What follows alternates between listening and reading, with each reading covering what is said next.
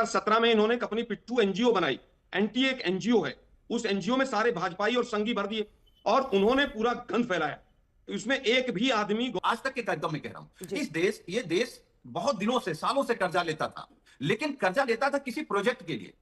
क्या अंजना जी, आप या बीजेपी के प्रवक्ता बता सकते हैं कि पिछले 12 सालों में जो कर्जा लिया गया है वो किसके लिए लिया गया है? केवल अपने शौक पूरा करने के लिए, अपने मित्रों को संपन्न बनाने के लिए? किस प्रोजेक्ट के लिए आपने कर्जा लिया? देश को सबसे कमर्शियल का सिलेंडर 500-1800 से लेकर 1 जनवरी से आज 3100 के करीब हो गया। लेकिन महंगाई नहीं, महंगाई कांग्रेस के टाइम में थी। 412 में जब सिलेंडर था तब महंगाई थी 1100 में नहीं। आज सिक्योरिटी है, उसको हम कैसे पूरा करेंगे? क्योंकि एप्स्टीन फाइल वाले लोग हैं, तो कंप्रोमाइज प्रधानमंत्री हैं। अमेरिका जो कहेगा वो करेंगे। रशिया से तेल खरीदना बंद।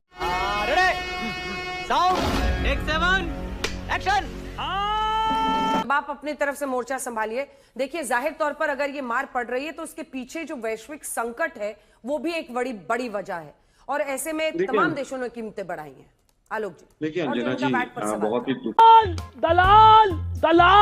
है कि सरकार इस वैश्विक संकट में भी अपनी नाकामियों को मानने के लिए तैयार नहीं। अगर शहजाद जी की बात पूरी सुन लें तो फिर तो कहीं महंगाई है ही नहीं, और महंगाई नहीं है, ना कोई कमी है, ना कोई दिक्कत है, फिर मोदी जी बचत की बात क्यों कर रहे हैं? फिर तो देश जानना चाहता है। दुर्भाग्य यह है कि इनकी नीति और नीयत दोनों में खोट है। नीति में अगर देखें तो आप रशिया से आपने क्यों तेल खरीदना बंद किया, ईरान से क्यों बंद किया, यूएसए का क्या दबाव था? ये तो नीति की बात हो गई कि इनकी कोई नीति नहीं है इस मामले में। नीयत का मामला है, 30 लाख करोड़ से ज्यादा इन कंपनियों ने पैसे कमाए, 4 साल में नहीं बढ़े। 4 साल में, अरे भाई 4 साल में तो लोएस्ट प्राइस भी गए हैं। 2020-21 में तो बिल्कुल बॉटम पे चले गए थे। तब तो आपने जनता को तो कोई राहत नहीं दी। जनता को राहत नहीं मिल रही है 4 साल से, ये भी तो बता दीजिए। एक्साइज ड्यूटी के नाम पर आपने 8 से 10 गुना एक्साइज ड्यूटी बढ़ाई, और उसमें बार बार आप एक्साइज ड्यूटी का, क्योंकि शेयर जो है वो राज्यों को देना होता है, तो आप सेस लगा देते हैं उसके ऊपर, क्योंकि सेस जो है वो पूरी तरह से केंद्र सरकार की झोली में जाता है। आपने तो जब राजस्थान, तुम्हें शर्म है? कुछ शर्म आया है? राजस्थान में चुनाव लड़ा तब भी अंजना जी के शो में था कि श्री गंगानगर में कितने प्राइस हैं, क्या कम किए थे आपने 2023 में आने के बाद? 2023 में तो कोई वैश्विक घटना नहीं थी, कोई युद्ध नहीं था। राहुल गांधी जी ने तो बार बार कहा कि ये महंगाई और बेरोजगारी हमारे तक पहुंचेगी, इस युद्ध का असर हमारे तक पहुंचेगा। लेकिन 10 दिन पहले ही अमित शाह जी ने कहा कि सब चंगा सी। जब चुनाव चल रहा था तो किसी ने नहीं कहा, किसी ने आज तक आंकड़े नहीं बताए कि भाई कितना आपके पास स्टोरेज है, कितना नहीं है, क्या करेंगे, हमारी एनर्जी जो सिक्योरिटी है उसको हम कैसे पूरा करेंगे? क्योंकि एप्स्टीन फाइल वाले लोग हैं, तो कंप्रोमाइज प्रधानमंत्री हैं। अमेरिका जो कहेगा वो करेंगे। रशिया से तेल खरीदना बंद। तुम चुल्लू भर पानी में जाके डूब के मर जाओ। बंद कर दो, इन्होंने बंद कर दिया। उन्होंने कहा खरीद लो, इन्होंने खरीद लिया। उनका जहाज गैस का घूमता रहा, कुछ नहीं था। आज देखिए आप, कमर्शियल का सिलेंडर 500-1800 से लेकर 1 जनवरी से आज 3100 के करीब हो गया। लेकिन महंगाई नहीं, महंगाई कांग्रेस के टाइम में थी। 412 में जब सिलेंडर था तब महंगाई थी, 1100 में नहीं। आज चलिए जवाब दीजिए आप शहजाद जी। देखिए उनके 3 मुख्य सवाल हैं। ये बड़ी अच्छी बात कही आप अंजना जी। देखिए, बहुत छोटी सी बात मैं कहना चाहता हूँ। एलपीजी के 35 करोड़ कनेक्शन है, ये बिल्कुल झूठा आंकड़ा। हिंदुस्तान में 26 करोड़ तो घर हैं, और उसमें से लगभग 12-13 करोड़ घर ऐसे हैं जिनमें आज भी एलपीजी का सिलेंडर नहीं है। 26 करोड़ के करीब घर हैं, 140 करोड़ के करीब पॉपुलेशन है। आंकड़े किसी के पास नहीं है क्योंकि जनगणना इन्होंने नहीं कराई है। वापस आता हूं, रुपए और डॉलर की तुलना, कितना गिरा है रुपया डॉलर की तुलना में पूरा देश जानता है। आज से 3 महीने पहले दिल्ली से दुबई का जो माल का भाड़ा था वो 110 रुपए किलो था, आज 500 रुपए किलो है। और आज तक के दर्शक इस चीज को वेरीफाई कर सकते हैं किसी भी एक्सपोर्टर के पास। ये बार बार कहते हैं कि साहब महंगाई नहीं है, महंगाई नहीं। भाई 10-8 साल से वेजेस स्टैग्नेशन है, मजदूरों की जो मजदूरी है वो लगभग स्टैग्नेट हो गई है। अभी नोएडा में जो हुआ था मजदूरों का आंदोलन, वो आपने देखा था। आज उसी तरह का हरिद्वार में बीएचईएल में हो रहा है। आज हरिद्वार के सराफा व्यापारी सड़कों पर हैं। हम बार बार पूछ रहे हैं, अपने कुल की मर्यादा, देश की मर्यादा का हनन करने वाले द्रोही कि हम भी विपक्ष में हैं, हम जो बात कह रहे हैं उसका सही जवाब दीजिए। लेकिन देश के प्रधानमंत्री आज भी कांग्रेस को कोसने से बाकी कोई काम नहीं करते हैं। इनके प्रवक्ता भी मानने को ही तैयार नहीं। हम बार बार कह रहे हैं एनर्जी सिक्योरिटी कैसे होगी, और एनर्जी सिक्योरिटी के बाद फूड सिक्योरिटी का नंबर आएगा। बार बार कह रहे हैं कि साहब खाद कम इस्तेमाल कीजिए। भाई खाद अगर हम कम इस्तेमाल करेंगे तो उससे प्रोडक्शन कम होगा। जैविक खाद अभी इस्तेमाल करके कहां से जैविक खाद लेकर आएंगे? कौन से जैविक खाद के भंडार हैं कि हम प्रोडक्शन को मैच कर पाएंगे? उससे इन्फ्लेशन बढ़ेगा। उन्होंने कहा कि खाद्य तेल जो है कम यूज कीजिए। पिछले 3 दिन में सरसों के दाम 400 से 500 रुपए पर क्विंटल बढ़ गए। इस महंगाई को कौन झेलेगा? एक तरफ महंगाई बढ़ रही है, दूसरी तरफ पूरी तरह से बेरोजगारी बढ़ रही है। और जो ये आंकड़े प्रस्तुत करते हैं बीजेपी वाले, आईएमएफ ने हमारे आंकड़ों को सी कैटेगरी में रखा है, क्योंकि बेस ईयर कब बदल दें, कब consumer price index, wholesale price index, कब कौन सी बास्केट को बदल दें, क्योंकि कोई चीज सस्ती होती नहीं नजर नहीं आती है। हाँ। अरे भाई आपने तो जीएसटी किताबों पर भी लगा दिया था, बच्चों की पेंसिल पर भी लगा दिया था, दूध दही सब चीजों पर लगा दिया था। उसके बाद भी अगर महंगाई बढ़ रही है और आप कंट्रोल नहीं कर पा रहे हैं, आने वाले दिनों में फिस्कल डेफिसिट बढ़ेगा।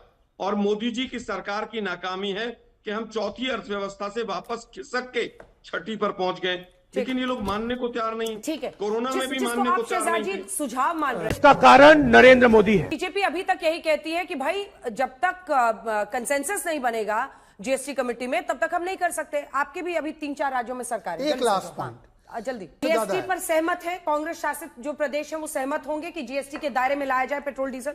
होता है, बोलिए। सिंपल मेजोरिटी से डिसीजन होता है। 33% वोटिंग सेंट्रल गवर्नमेंट की है, और उसके साथ साथ जो राज्यों के फाइनेंस मिनिस्टर्स हैं उनकी वोटिंग है। 21 राज्यों में इनकी सरकार है। कंसेंसस की जरूरत कहां है? किसके कंसेंसस की जरूरत? 33% वोटिंग अच्छा ठीक जो है, है वो आपके सेंट्रल सीएम का गवर्नमेंट की स्टैंड है। क्या है आलोक जी? वो इसके साथ इस है या बारे नहीं पर- है? आप क्या कांग्रेस चीज? पार्टी का क्या स्टैंड है? जीएसटी के दायरे में आना चाहिए नहीं आना चाहिए? हम तो कह रहे हैं कल ही आ जाना चाहिए। ये ऑफिशियल स्टैंड आइए है। ना, कौन वो मना कह कर रहे हैं रहा कि आना चाहिए। अंजना जी, आपके सभी दर्शक चेक करें, हिमाचल, हमारे अंजना जी कर्नाटका और हमारे तेलंगाना कहने और ऑन सुनने से रिकॉर्ड कोई फर्क अपोज नहीं करते पड़ेगा। हैं। मुझे नहीं पता ये अगर बीच में ना बोल। अंजना जी मैं उत्तर देता हूं। आलोक जी, हैं, राहुल गांधी एक बात बोलते हैं वो जी, फैक्ट चेक देखिए। हो जाता है। आलोक जी, विपक्षी अगर सरकार चलाएगा, विपक्षी अगर 4 फाइनेंस मिनिस्टर हमारे हैं, अगर वही सब कुछ तय कर रहे हैं तो सरकार तो बहुत निकम्मी चलिए है। ठीक है। सुनील सिंह यादव जी, सुनील सिंह स्टैंड यादव नहीं जी, लिया पर संकट की स्थिति है, स्टैंड ले रहा हूं मैं। संकट आप की GST स्थिति है। काउंसिल में इस बिल को लेकर आइए, हमारे फाइनेंस मिनिस्टर उसको सपोर्ट करेंगे। अच्छा वो कह रहे हैं कि जीएसटी काउंसिल में लाइए, सपोर्ट स्टेटमेंट करेंगे। दिया हुआ है कि भाई आज जी तक आप नहीं क्यों आना लेकर चाहिए। आए? चलिए ठीक है, जल्दी इस बार इम्तिहान होगा इस बात का, क्योंकि आपकी सबसे ज्यादा सरकारें इस वक्त है देश में, राज्यों में। सुनील जी, ये संकट की अंजना। स्थिति है, ये युद्ध भारत ने नहीं शुरू किया है, ना नरेंद्र मोदी ने शुरू किया है। ऐसे में इस स्थिति में देश को उबारना है। क्या मिलजुल कर सारे लोग एक तरफ बढ़ सकते हैं, एक हित में कर सकते हैं? सभी देशों में आप देखिए, मतलब अमेरिका तक ने जिसका बहुत कम पेट्रोल वहां से जाता है, कच्चा तेल, उसने भी सोची कीमतें बढ़ा दी इसी बहाने, युद्ध के बहाने। लेकिन भारत, देखिए अंजना भाई साहब कुछ ज्यादा नहीं हो गया ये? मतलब कुछ भी। जी, हाँ, बोलिए। अंजना जी। जी, इस देश की सबसे खूबसूरत बात यह है कि जब भी ये देश संकट में आता है, हाँ। तो देश का एक एक व्यक्ति देश के उबारने के लिए, देश की तरक्की के लिए, देश की खुशहाली के लिए जुट जाता है। उसमें कोई लड़ाई नहीं है। सवाल यह है कि आपने कहा कि माननीय प्रधानमंत्री जी ने मंत्र दिया है, हमें क्यों उनके मंत्र पर शंका है? क्योंकि उनका मंत्र कोविड में आया था ताली बजाने का, उनका मंत्र कोविड में आया था थाली बजाने का। तो हम ये जानते हैं कि जो लॉजिक देते हैं उन लॉजिक से देश बर्बाद होता है। ठीक है सुनील जी, एक समाज काउंटर बर्बाद क्वेश्चन है, एक काउंटर क्वेश्चन है सर, एक बार सुनील जी को मेरे साथ दिखा दीजिए। सुनील जी, एक काउंटर क्वेश्चन। बोलने दे, तकलीफ हुआ है बेचारे को। बोल। जी, ये बात अक्सर विपक्ष की तरफ से फैलाया जाता है कि ताली से कोविड को भगाने की कोशिश हो रही थी, लेकिन क्या आपको याद भी है कि उस वक्त क्यों ताली बजाई गई थी? ठीक है, अगर ताली बजाने से हौसला किसके बढ़ता, लिए बजाई? हाँ, नहीं, ठीक बात। मतलब हम आपको कहते पता हैं। था? मैं बस एक क्रॉस चेक कर रही थी, आपको पता है कि Absolutely। क्योंकि जो लोग अगर- कोविड के लिए काम कर रहे थे, जो अस्पतालों में डॉक्टर्स नर्सेज अपनी जान की बाजी पर खेलकर काम कर रहे थे, उनको देश सम्मानित कर रहा था। तो हम अच्छा, भ्रम दिया ना किसके फैलाएं। लिए जलाया गया था? दिया किसके लिए जलाया गया था? कोविड भगाने के लिए। और अगर ताली और थाली और दिए से ही दिक्कत खत्म होती है तो हम तो प्रधानमंत्री जी से कहेंगे फिर दिया जलवा दीजिए, महंगाई कम हो जाएगी। अगर आप दिया शहजाद जी को लगातार दिखाइए, जलवाते वो रहिए जवाब तो देंगे। पर्चा लीक नहीं होगा। कम से कम जो देश को प्रधानमंत्री जी ने सबसे ज्यादा कर्जदार किसने बनाया, और मैं आपके कार्यक्रम में कह रहा हूं, आज तक के कार्यक्रम में कह रहा हूं, ये देश बहुत दिनों से, सालों से कर्जा लेता था, लेकिन कर्जा लेता था किसी प्रोजेक्ट के लिए। क्या अंजना जी आप या बीजेपी के प्रवक्ता बता सकते हैं कि पिछले 12 सालों में जो कर्जा लिया गया है वो किसके लिए लिया गया है? केवल अपने शौक पूरा करने के लिए, अपने मित्रों को संपन्न बनाने के लिए? किस प्रोजेक्ट के लिए आपने कर्जा लिया? देश को सबसे अरे देवा, ये गड़बड़ है बाबा। कर्जदार बना दिया। हर पर्चा लीक हो रहा है। हम तो आपके कार्यक्रम में कह रहे हैं, अगर इस देश को सच में आर्थिक स्थिति से बचाना है तो बीजेपी से बचाना पड़ेगा। अगर इस देश को पर्चा लीक होने से बचाना है तो बीजेपी से बचाना पड़ेगा। महंगाई से अगर बचना है इस देश को तो बीजेपी से बचना पड़ेगा। हमारे नेता आदरणीय अखिलेश यादव जी ने एक बात कही है, इस देश की असली समस्या ही बीजेपी है, भारतीय जनता पार्टी है, उनकी नीतियां हैं, उनके कार्यक्रम हैं। चूंकि ये पॉलिटिकल आरोप है, आप दिखाएंगे, आप ये करेंगे, आप वो करेंगे, ये करेंगे, वो करेंगे। ये सुझाव ही है ना। और सोना कम खरीदें, ये तो पी चिदम्बरम ने भी पहले सुझाव दिया था, क्योंकि हमको अगर अपने डॉलर को बचाना है तो हमें ये सुनिश्चित करना होगा कि हम उसको फ्यूल फर्टिलाइजर के लिए बचा कर रखें। देखिए, मुझे लगता है कि पी चिदम्बरम जी ने जब सुझाव दिया था तो मोदी जी ने क्या उत्तर दिया था? मोदी जी ने कहा था ये तो पूरी तरह से अब सोने को भी नहीं खरीदने देना चाहते, अस्मिता के ऊपर चोट की बात की थी। वो वीडियो भी तमाम जगह वायरल हो रहा है आज। 2013 में अक्टूबर में क्या कहा था मोदी जी ने? हम केवल ये कह रहे हैं कि आपका फाइनेंशियल मिसमैनेजमेंट है, उसको ठीक करो। एप्स्टीन फाइल वाले पेट्रोलियम मिनिस्टर से एक प्रेस कॉन्फ्रेंस तो करवाओ, कोई ऑफिशियल आंकड़े पिछले 2-3 महीने में आए हो। प्लीज मैम, अंशु जी शांत रहिए, आप मोदीनामा पढ़ना बंद कीजिए। मुझे लगता गजब बेइज्जती है कि फाइनेंस मिनिस्टर, अरे भाई, आपने पहले अपने वक्तव्य में कहा कि मेरे बीच में कोई मत बोलना, और फिर आप बीच में कूद पड़ी। अब मुझे पता है आप एबीवीपी से निकली हुई है, शांत रहिए। अंजना जी गलत बात कर रही है। अंशु जी, वेट फॉर योर टर्न, हाथ उठाइएगा अंशु जी। प्लीज देखिए, मुझे लगता है कि 2014 में मेडिकल की फीस 4 लाख रुपए थी, आज 90 लाख रुपए है मैक्सिमम स्टेट्स में, 90 लाख एंड अबाउ। अब आते हैं एनटीए पर। एनटीए के अंदर जो हालत है, नेशनल टेस्टिंग एजेंसी, अभी एक झूठ बोला गया कि उससे पहले सब स्टेट्स अपना अपना लेते थे। All India Pre Medical Test होता था, उसको सीबीएसई लेती थी। 2017 में इन्होंने एक अपनी पिट्ठू एनजीओ बनाई। एनटीए एक एनजीओ है, उस एनजीओ में सारे भाजपाई और संघी भर दिए और उन्होंने पूरा गंद फैलाया। इसमें एक भी आदमी गवर्नमेंट का नहीं है, रिटायर्ड लोग हैं, गवर्नमेंट का कोई कंट्रोल नहीं है। 1860 की जो एनजीओ होती है वो एनजीओ है, वो तो झोला उठा के मोदी जी की तरह चल देंगे। दिक्कत यह है पिछले 3 अरे हम तो फकीर आदमी हैं, झोला लेके चल पड़ेंगे जी। 3 साल से लगातार पेपर आउट हो रहा है। 90 दिन में चार्जशीट 2024 में, क्योंकि मैं सुप्रीम कोर्ट में अंजना जी खुद पेटिशनर था, 90 दिन में चार्जशीट फाइल नहीं हुई सीबीआई से, और उसके बाद दोबारा उसी सीबीआई को दे दिया आपने जांच। उसी एनटीए को जो बार बार फेल हो रहा है उसी को फिर दे दिया। क्यों? क्योंकि भाजपाई जुड़े हुए हैं। जांच इसलिए नहीं होती कि सारे भाजपाई जुड़े हुए हैं। 90 दिन में चार्जशीट कोई फाइल नहीं हुई, रिकमेंडेशन आई, उसको नहीं माना गया। 3 दिन की विंडो खोली गई कि आप अपना एग्जाम सेंटर चेंज कीजिए। 40,000 बच्चों ने एग्जाम सेंटर चेंज किया, उसमें से 26,000 बच्चे सेलेक्ट हो गए, और ये सारे स्पेक्ट्स सुप्रीम कोर्ट के सामने रखे गए। लेकिन हमारा साथ सुप्रीम कोर्ट ने भी नहीं दिया। इस बार भी क्या होगा?